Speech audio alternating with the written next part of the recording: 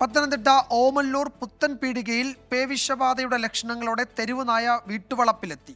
പഞ്ചായത്ത് അധികൃതരെ വിവരം അറിയിച്ചിട്ടും നടപടിയില്ലെന്ന് പ്രദേശവാസികൾ ആരോപിച്ചു. 24 വാർത്തയ്ക്ക് പിന്നാലെ പഞ്ചായത്ത് അധികൃതർ എത്തി നായയെ പിടികൂടി.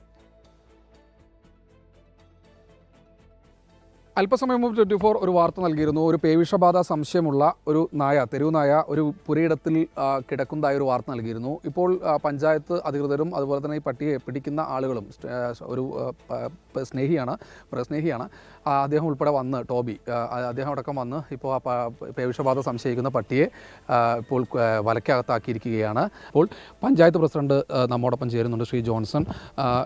എന്താണ് ഇപ്പോൾ ഏറ്റവും ഒടുവിൽ ഇതിനിപ്പോൾ എന്ത് ചെയ്യാനാണ് ഇനി ഉദ്ദേശിച്ചത്? നമ്മളവിടെ പഞ്ചായത്തിൽ കൂടുണ്ട്. ആ കൂട്ടിൽ കൊണ്ടുവന്ന് അതിനെ ഇട്ടിട്ട് നമ്മൾ ഭക്ഷണം കൊടുക്കാൻ ഒരാളിനെ ചുമതലപ്പെടുത്തിയിട്ടുണ്ട്. ഇതിനു മുമ്പ് ഇതുപോലെ കിടന്നു ഒരു 3 ദിവസത്തിൽ കൂടി ഇനി ജീവിക്കത്തില്ല. ഈ അസുഖം ഉണ്ടെങ്കിൽ 3 ദിവസം കഴിയുമ്പം കഴിച്ചു. കഴിഞ്ഞ തവണ ഉണ്ടായിരുന്ന 7 ദിവസം ഭക്ഷണം കൊടുത്തു കഴിഞ്ഞിട്ടാണ് 7 ദിവസത്തിനുള്ളിൽ കഴിച്ചു. ഇത് ഗ്രാമപഞ്ചായത്തെ സംബന്ധിച്ചോളം വലിയൊരു ബുദ്ധിമുട്ടായിട്ട് വന്നിരിക്കുക. വികസന പ്രവർത്തനങ്ങൾ ഒന്നും നടത്താൻ പറ്റാത്തൊരവസ്ഥ. ഇതിനുള്ളിൽ പുറത്തായാൽ ഇത് ഗേറ്റിനുള്ളിലായതുകൊണ്ട് നമ്മൾ രക്ഷപ്പെട്ടു. ഇല്ലെങ്കിൽ ഇതിന് എന്ത് ചെയ്യാൻ പറ്റും? വലിയ ബുദ്ധിമുട്ടാണ്. ടോബി, എന്തായി? ഇപ്പോൾ ഇവിടെ ഓമല്ലൂർ പഞ്ചായത്ത് ഇപ്പം 7 എണ്ണത്തിന് മേളിൽ ഇപ്പം ഈ അടുത്ത സമയത്ത് തന്നെ പിടിച്ചിട്ടുണ്ട്. കൊണ്ടുപോയിട്ട് നേരെ അവിടെ കൂട്ടിലാക്കുക, ഡോക്ടർ വന്നതിന് ബാക്കിയുള്ള കാര്യങ്ങൾ എന്താ വെച്ചാൽ ചെയ്യും. വലിയ ഇപ്പോൾ പുറത്തായിരുന്നെങ്കിൽ കുറച്ചുകൂടി ബുദ്ധിമുട്ടായല്ലേ? പുറത്താണെങ്കിൽ ഓടണം അതിൻ്റെ പുറകെ. എത്ര എണ്ണത്തിനെ കടിച്ചിട്ടുണ്ടെന്ന് പോലും ഇപ്പോൾ അറിയത്തില്ല. ചേട്ടാ, അനുഭവം ഉണ്ടല്ലോ?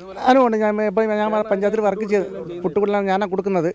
അപ്പം അപ്പോൾ 10 ദിവസം മുതൽ ഡോക്ടർ പറഞ്ഞിട്ടുണ്ട് 10 ദിവസം കഴിഞ്ഞ് അത് പോകുന്നുണ്ടെങ്കിൽ അത് പേ പിടിച്ചു തന്നു.